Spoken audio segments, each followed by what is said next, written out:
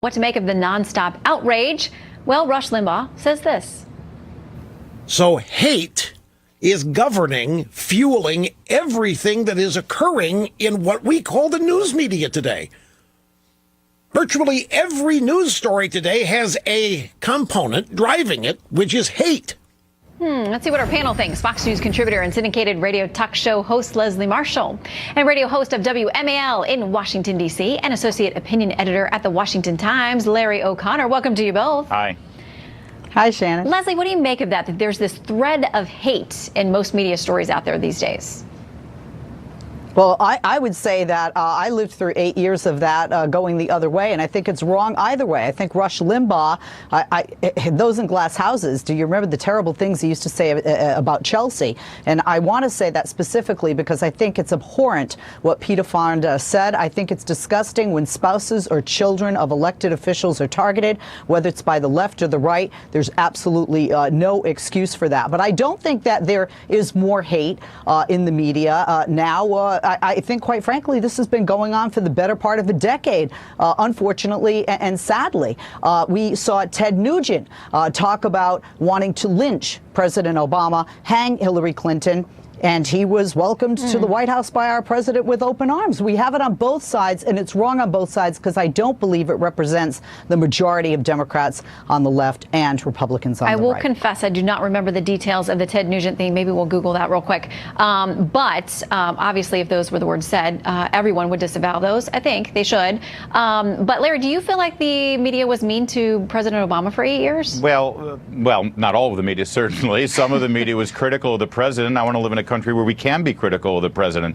That's why we had a revolution in the first place. But there's critical and then there's dangerous. And the violent rhetoric has gotten way out of control. I'm sorry, you can't compare Rush Limbaugh making jokes about the appearance of Chelsea Clinton 20 years ago with Peter Fonda saying that Barron Trump should be in a cage with pedophiles. There is no comparison. It's not a tit for tat. And 2 words for you. James Hodgkinson. He is the mentally deranged man who was influenced by this kind of hateful rhetoric. There are weak-minded people out there who hear this kind of thing, who hear people saying that their president is the next coming of Hitler and that the government is fascistic and going after innocent people and ruining their lives. And a weak-minded person like James Hodgkinson took a gun and tried to kill as many Republicans as he could on a baseball field just a year ago. There will be more of that unless we all step back for a moment and recognize that we're in the same country here. We may have disagreements, but we're not Nazis. Yeah, and there's some people who are going to be struggling with mental illnesses and other things that are going to be triggered by all kinds of things. I want to read something that was in the Chicago Tribune. John Cass writing this. President Donald Trump's opponents gleefully dropped the race card. They breathlessly accuse him of child abuse. White House immigration policy has even been compared to the death camps of Nazi Germany, as never-Trumper and former CIA Director Michael Hayden did the other day on Twitter, to his shame. Emotion is exactly what politicians want, especially if they have that media prod in their hands, the better to herd public opinion. And Leslie went on to say that both sides have been guilty of doing that.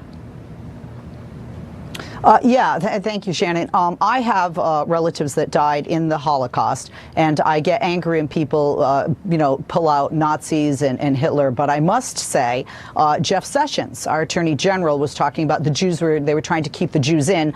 No, they were keeping them in camps where they murdered 6 million of them and 11 million people total, approximately. So the likening of what's happening to these children here, as we've heard from people who've been in internment camps in this country, Japanese Americans like Manzanar, or relatives of mine in places like Auschwitz or Dachau or Treblinka, and the list goes on, that one of the first things that were done is children were taken from their families. Larry, I do want to say something, though, when you say about comparisons with Chelsea and with Barron.